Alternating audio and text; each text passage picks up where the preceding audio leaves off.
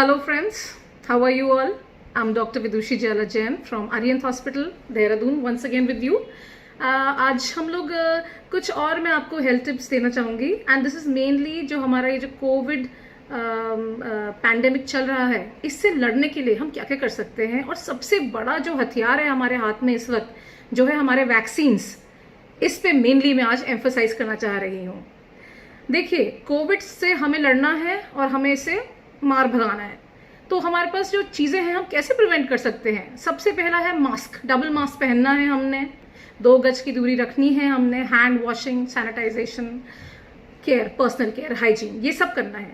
लेकिन सबसे बड़ा हथियार जो हमारे हाथ में है इस वक्त वो है वैक्सीन्स। वी आर लकी कि ये वैक्सीन्स हमारे साइंटिस्ट ने बनाए हैं।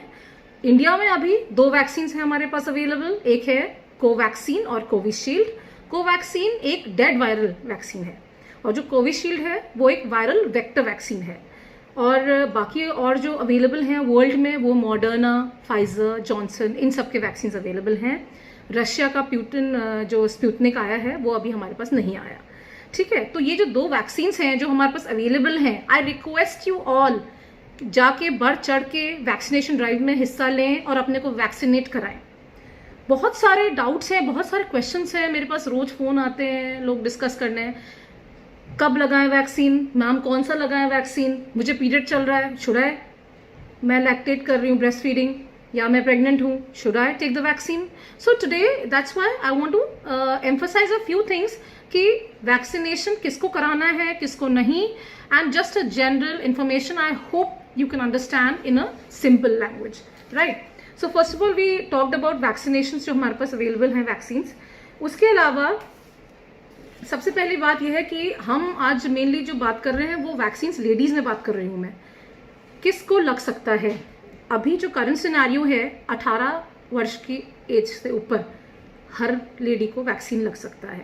18 के नीचे अभी चल रही है, studies are going on, development is happening and yes in future जल्दी हमें और छोटे 18 से कम उम्र के लोगों में भी वैक्सीन मिलेगा।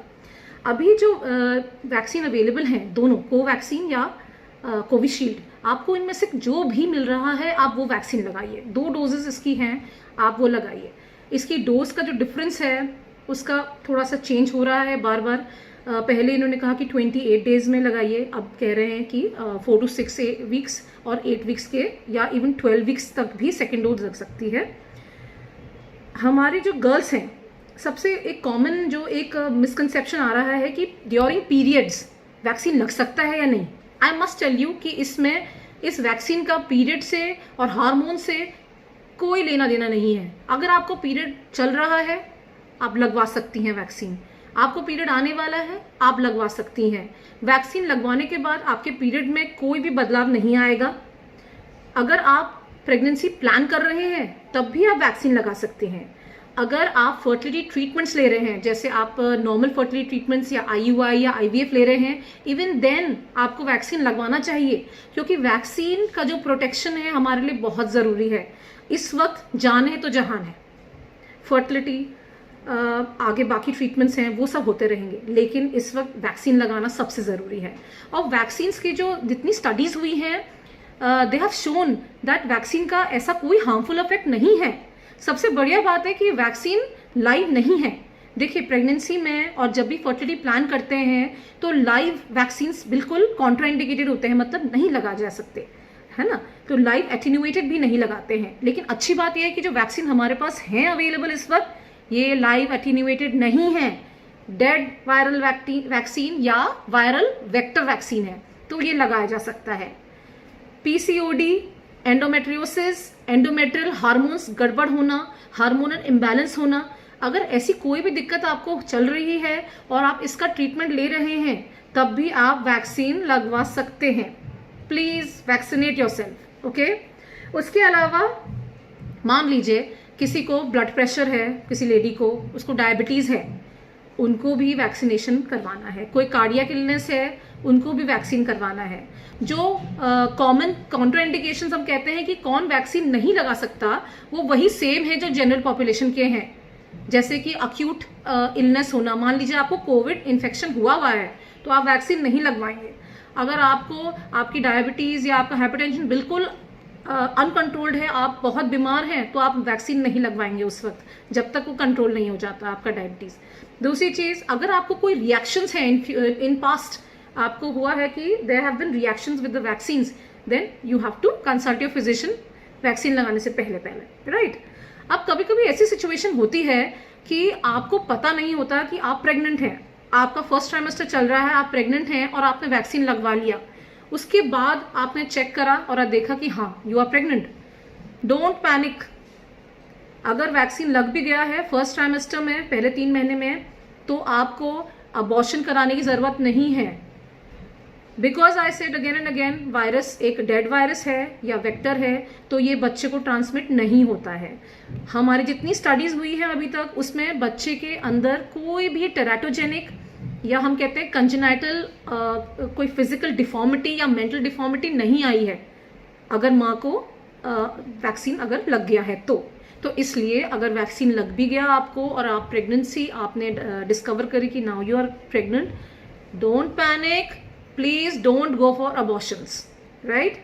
अच्छा, सेकंड थिंग, अगर आप प्रेग्नेंट हैं और आपके फर्स्ट 3 मंथ्स चल रहे हैं, first trimester, avoid vaccination.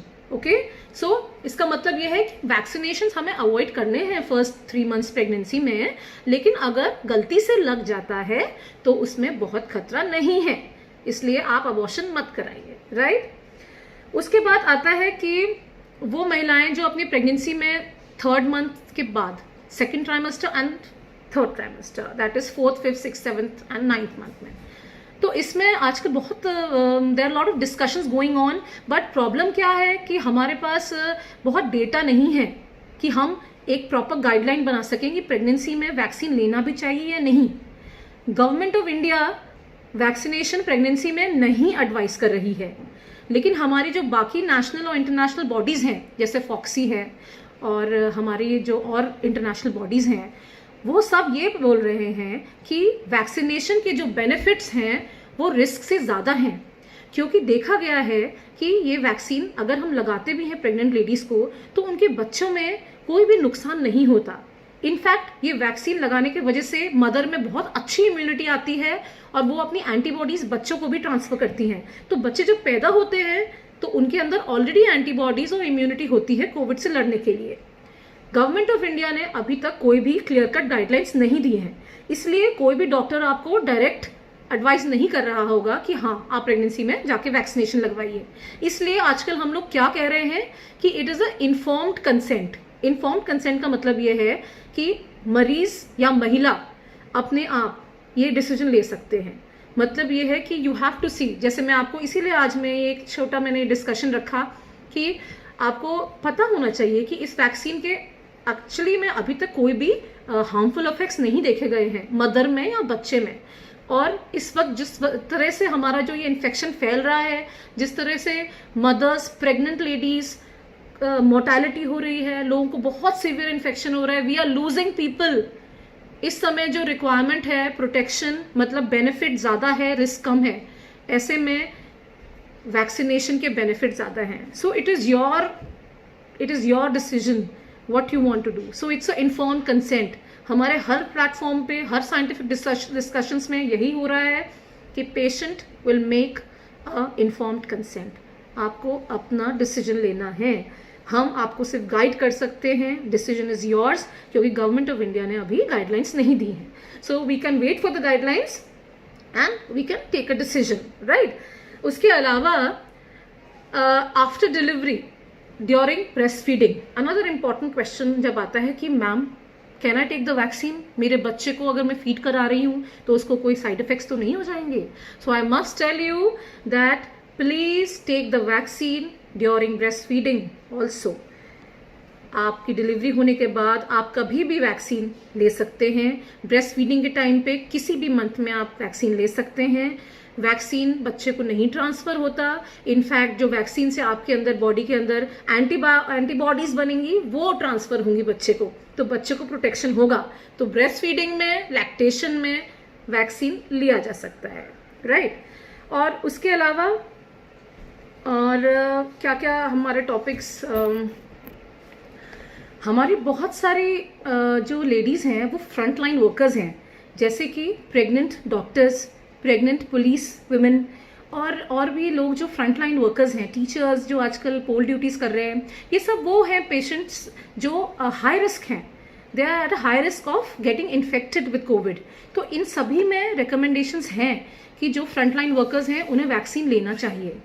Pregnancy में कुछ और एक हाई रिस्क ग्रुप होता है जिसमें मरीजों को डायबिटीज़ होती है, या उनको ब्लड प्रेशर होता है, या उनको और कोई प्रॉब्लम्स है, हार्ट डिजीज़ हैं।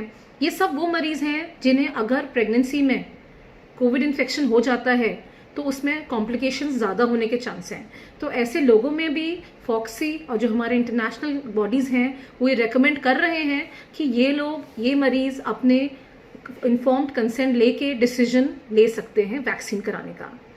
उसके अलावा आजकल हम सुन रहे हैं कि थर्ड वेव आएगी विंटर्स में, नवंबर अक्टूबर दिसंबर में थर्ड वेव आएगी वैक्सीन कोविड इन्फेक्शन की। और ये थर्ड वेव जो है इसमें सबसे ज़्यादा खतरा यंग लोगों को और हमारे बच्चों को होने वाला है। That's what all my paediatrician friends are telling me. इस वक्त करंटली हमारे पास छोटे बच्चों के वैक्सीन अवेलेबल नहीं है, तो हम क्या कर सकते हैं? आप ये समझिए कि अगर बच्चों में इन्फेक्शन शुरू हो जाता है तो माँ बाप को साथ में रहना पड़ेगा। इसलिए ये ज़रूरी है कि जो इस वक्त हमारे वैक्सीनेशन ड्राइव हो रहा है, इस वक्त सारे पेरेंट्स अपने आप को वैक्सीनेट करवा लें। All the mothers, all the fathers specially अपने को वैक्सीनेट कराएं, ताकि आगे चल के हम अपने बच्चों को सुरक्षित रख सकें। और अगर हमें ज़रूरत पड़े भी कि हम उनके साथ रहें ड्यूरिंग एनी इन्फेक्शन, तो हम एटलीस्ट सुरक्षित हों। लेट्स होप कि जल्द ही हमें बच्चों के लिए भी वैक्सीन अवेलेबल हो, and let's pray, be positive. I always say have a good positive mindset. अपने को अच्छा सुरक्षित रखिए, सारे प्रिकॉशन रखिए, एंड प्लीज़ वैक्सीनेशन कराइए। गवर्नमेंट ने जितनी हमें ये वैक्सीन अवेलेबल कराई है, हेजिटेट मत करिए। I have cleared most of your doubts. कोई और डाउट्स होंगे रिगार्डिंग एनीथिंग, प्लीज़ आप मुझे मैसेज कर सकते हैं, और you can call me up, and please take the vaccine. Thank you, have a good day, take care, be safe.